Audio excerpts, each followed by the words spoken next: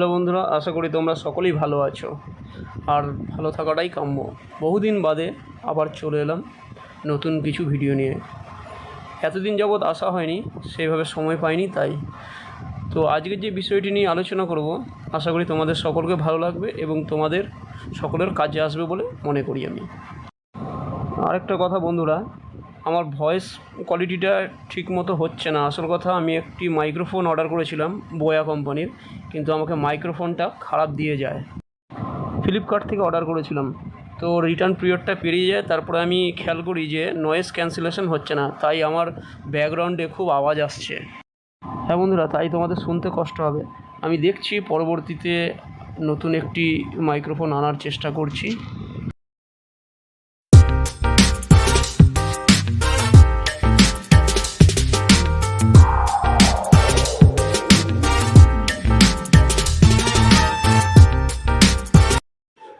আজকের যে বিষয়টি নিয়ে আলোচনা করব সেটি হলো জবা গাছ ও জবা ফুল নিয়ে।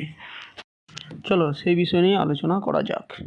আমরা অনেক সময় অনেক সমস্যার মধ্যে দিয়ে যাই, কিছুতেই বুঝতে পারি না এই সমস্যা থেকে কি করে কাটিয়ে উঠব। আমরা ছোট্ট একটা জবা ফুল দিয়েই আপনি বা আমরা আমাদের জীবন পাল্টে ফেলতে পারি। জবা ফুল মা কালীর অত্যন্ত প্রিয় একটি ফুল। প্রত্যেকের বাড়িতে যদি জায়গা থাকে তাহলে একটি অত্যন্ত জবা গাছ লাগান।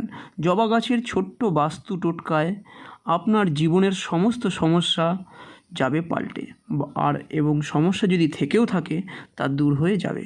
তাহলে আপনি যদি এই সমস্যা দূর করতে চান তাহলে আপনার বাড়িতে একটি জবা গাছ রাখুন। তবে বাস্তু বিশেষজ্ঞরা বলছেন, আর 5টা গাছকে যেভাবে যত্ন করা হয়, জবা ফুলের গাছকে যত্ন করার ক্ষেত্রে নিতে হবে বাড়তি কিছু সতর্কতা না মানলে জীবনে ঘুরে আসতে পারে মহাবিপদ। তাই আর দেরি না করে আমরা চটজলদি দেখে ফেলি জবা গাছটি কীভাবে কোথায় লাগাবো। সবার প্রথমে জবা গাছটিকে পরিষ্কার পরিচ্ছন্ন জায়গায় রোপণ করতে হবে। যেখানে সেখানে যেমন তেমন করে রাখলে কিন্তু হবে না।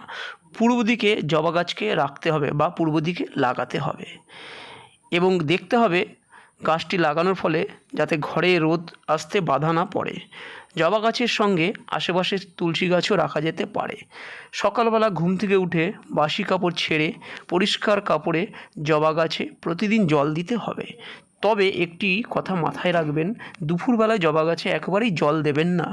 তবে যদি একান্ত প্রয়োজন পড়ে, অর্থাৎ মাটি যদি শুকিয়ে যায়, তবে অল্প জল ঢালা যেতে পারে। তারপর সূর্যাস্ত হওয়ার পরে জবা গাছকে পুরো জল ঢেলে স্নান করিয়ে দিন। এতে গাছের বাড়বাড়ন্তর সাথে সাথে আপনার অর্থনৈতিক শ্রীবৃদ্ধি ঘটবে, এমনটাই মনে করেন বাস্তু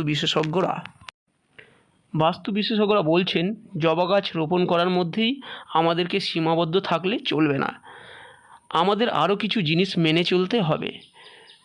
তবে অবশ্যই এই কাজটিকে আমাদের করতে হবে শুক্রবার দিন, তবেই আমরা যথাযথ ফল পাব। শুধুমাত্র জবা গাছ রোপণ করা নয়, একটি জবা ফুল আমাদের জীবনে অনেক উন্নতি ঘটাতে পারে। একটি জবা ফুল আপনি আপনার মানিব্যাগে রাখতে পারেন। এছাড়াও আপনি যে আলমারিতে টাকা পয়সা রাখেন সেখানে একটি হলুদ কাপড়ে জবা ফুলকে বেঁধে রেখে দিন, দেখবেন শ্রীবৃদ্ধি ঘটবে চোখে পড়ার মতো। তবে আর দেরি কেন? জীবনের সমস্ত সমস্যার সমাধান যখন একটিমাত্র জবা গাছ বা জবা ফুল করে দেবে, তাহলে তো কোনো চিন্তাই নেই। তাহলে বন্ধুরা, তোমরা এই টোটকাটি ট্রাই করো এবং দেখো তোমাদের জীবনে কিছু পরিবর্তন হচ্ছে কিনা। আজকে এই পর্যন্তই বন্ধুরা, তাহলে দেখা হচ্ছে পরবর্তী ভিডিওতে। ততক্ষণ তোমরা সকলেই ভালো থেকো। যদি আমার এই ভিডিওটি ভালো লাগে তাহলে একটি লাইক করে দিও এবং সাবস্ক্রাইব করে দিও, তাহলে আমি এগিয়ে যেতে পারবো।